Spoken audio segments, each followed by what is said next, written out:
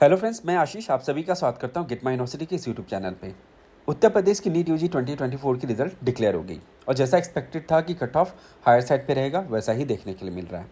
सबसे पहले नंबर पे जो जिसकी सबसे हाईएस्ट कट ऑफ गई है वो है कॉलेज शारदा, जहाँ पे 596 के स्कोर पे आखिरी सीट अलॉट हुई है। रैंक है 82,011।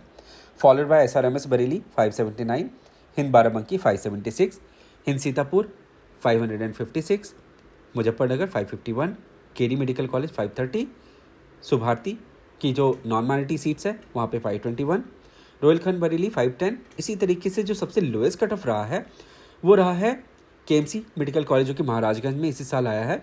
353 के स्कोर पे आखिरी सीट वहाँ पे अलॉट हुई है। वहीं माइनॉरिटी कॉलेजेस में कट ऑफ बहुत लोअर साइड पे रहा है, जिसमें सबसे ज़्यादा तीर्थंकर महावीर में 125 और सुभारती की जो माइनॉरिटी सीट है वहाँ पे 145 के स्कोर पे भी सीट अलॉट हुई है। अब सबसे बड़ा सवाल ये है क्या कि उत्तर प्रदेश में आगे के राउंड में आप क्या एक्सपेक्ट कर सकते हैं। कट ऑफ में आप ड्रॉप तो बिल्कुल एक्सपेक्ट मत करिए, क्योंकि जिस हिसाब से कट ऑफ का ट्रेंड यहाँ पे देखने के लिए मिल रहा है और जिस हिसाब से बच्चे बहुत ज़्यादा हैं, राउंड 2 में एप्लीकेशन रीओपन होगी, जिसकी वजह से और भी बच्चे आएंगे, पार्टिसिपेट करेंगे। कुछ कॉलेजेस ऐसे हैं जहाँ पे आपको कुछ शफलिंग दिखेगी, जहाँ पे कुछ हो सकता है मेरिट उनका ड्रॉप भी कर जाए, but majority of the colleges में मोरलेस आपको ऐसा ही कट ऑफ या फिर इससे ऊपर के साइड का कट ऑफ देखने के लिए मिलेगा। अब जिन बच्चों को अलॉटमेंट मिली है उनको करना क्या है, ये प्रोसेस के बारे में आप जानिए। अलॉटमेंट लेटर डाउनलोड करिए। अलॉटमेंट लेटर डाउनलोड करने के बाद में आपको वहाँ पे नोडल सेंटर का नाम मेंशन होगा। आपको फीस की DD बना करके नोडल सेंटर पे जा करके रिपोर्ट करना है। और जो फीस की DD आप बनाएंगे उसका भी डिटेल में आपको बता देता हूँ। जो फीस की DD है वो आपको बनाना है director general medical education and training UP के नाम से, पेएबल एट लखनऊ। यहाँ पे कई लोगों को ये भी कन्फ्यूजन है कि क्या हम सारी की सारी फीस की DD एक ही बनाए या फिर मल्टीपल भी बना के जा सकते हैं। तो मैं बता देता हूँ कि आप मल्टीपल DD भी बना के लेके जा सकते हैं। फीस की टोटल अमाउंट बस मैच करना चाहिए, मल्टीपल DDs भी अलाउड है। नोडल सेंटर पे जो प्रोसेस है वहाँ पे आप 3 से 4 घंटे का टाइम मिनिमम लेके चलिए, क्योंकि वहाँ पे आपकी मेडिकल चेकअप भी होगी और बाकी डॉक्यूमेंट वेरिफिकेशन होगा। आपको एफिडेविट वगैरह भी हो सकता है वहाँ पे बना करके सबमिट करना होगा। तो ये सारे प्रोसेस में 3 से 4 घंटे का आप टाइम ले करके चलिए। नोडल सेंटर में आप जब फॉर्मेलिटीज़ कंप्लीट कर लेंगे तो यहाँ पे जो बच्चे इस राउंड में अलॉटमेंट के बाद में सेटिस्फाइड है और वो चाहते हैं इसी कॉलेज के साथ में कंटिन्यू करना जहाँ पे उनको अलॉटमेंट मिली है, तो वो स्टूडेंट जा कर के कॉलेज में अपनी बैलेंस यानी कि जो भी बची हुई फॉर्मेलिटीज़ है, जहाँ पे 1,50,000 का हॉस्टल, 85,600 का मिसलेनियस और 3 लाख रुपीज़ का सिक्योरिटी डिपॉजिट पे करके अपनी सारी फॉर्मेलिटीज़ कंप्लीट करेंगे। देखिए, हॉस्टल की फैसिलिटी जो है यानी कि हॉस्टल का अलॉटमेंट फर्स्ट कम फर्स्ट ही होता है। तो आप जितना अर्ली स्टेज में जाकर के अपनी रिपोर्टिंग कंप्लीट करेंगे उतना ही बेहतर आपके पास में ऑप्शन होगा रूम्स को चूज़ करने का। तो यहाँ पे बहुत ज़्यादा डिले मत करिएगा रिपोर्टिंग में। अब जो स्टूडेंट अपग्रेडेशन के लिए जा रहे हैं उनको कॉलेज लेवल पे जाके कोई फॉर्मेलिटी करने की ज़रूरत नहीं है। आपको हॉस्टल फीस, सिक्योरिटी चार्जेस और मिसलेनियस चार्ज को पे करने का कोई ज़रूरत नहीं है। आप राउंड 2 में चॉइस फिलिंग करिए।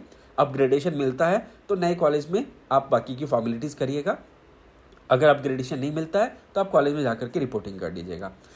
अब ये भी सवाल कई लोग करते हैं कि क्या रिपोर्टिंग जब हम करेंगे और रिपोर्टिंग के बाद में क्या हमें कोई अपग्रेडेशन के लिए कुछ ऑप्शन वहाँ पे सेलेक्ट करना होता है। तो यूपी की काउंसलिंग में ऐसा कोई भी प्रोविज़न नहीं है। आप सिर्फ रिपोर्टिंग कंप्लीट करिए, ऑटोमेटिकली आपका सिस्टम आपको इनेबल करेगा चॉइस फिलिंग करने के लिए राउंड 2 में। अब जिनको अपग्रेडेशन मिल जाता है उसके केस में भी कन्फ्यूजन है कि अपग्रेडेशन अगर मिलता है और वो फीस अगर लोअर साइड पे है तो हमारी जो DD पहले से हमने जमा की है उसका क्या होगा।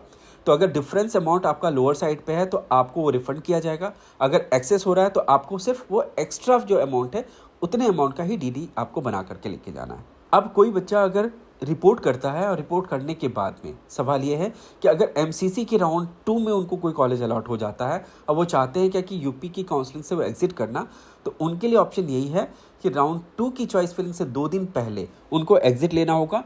जो फीस वो उन्होंने पे किया है उसका 10% डेबिट होगा और जाके बाकी की फीस उनको वापस मिल जाएगी।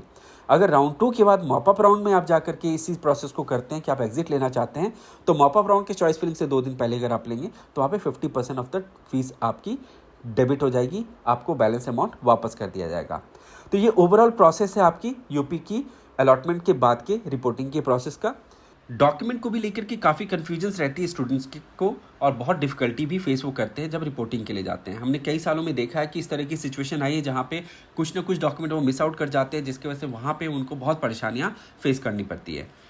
अब यहाँ पे मैं सबसे ज़्यादा एक बताता हूँ कि जो कॉमन कुछ डॉक्यूमेंट हैं जो कि आपके ध्यान में नहीं रह पाता है, बट वहाँ पे वो मांगेंगे आपसे, जैसे यूपी की एप्लीकेशन प्रिंट आउट मांगेंगे, रजिस्ट्रेशन फ़ी की रिसिप्ट मांगेंगे, सिक्योरिटी डिपॉजिट की रिसिप्ट मांगेंगे, चॉइस लॉकिंग की रिसिप्ट मांगेंगे।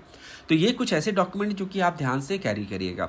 Along with this 10th and 12th की मार्कशीट, फिर नीट का score card, admit card, migration certificate, TC, आपकी अलॉटमेंट लेटर, फिर पासपोर्ट साइज़ फ़ोटोज़ लेके जाइएगा, पेरेंट्स की भी कुछ फ़ोटोज़ लेके चलिए, गैप सर्टिफिकेट आपको बना के जाना है, जो फीस की डीडी है वो लेके जाइए, और आधार कार्ड लेकर के ज़रूर जाइएगा।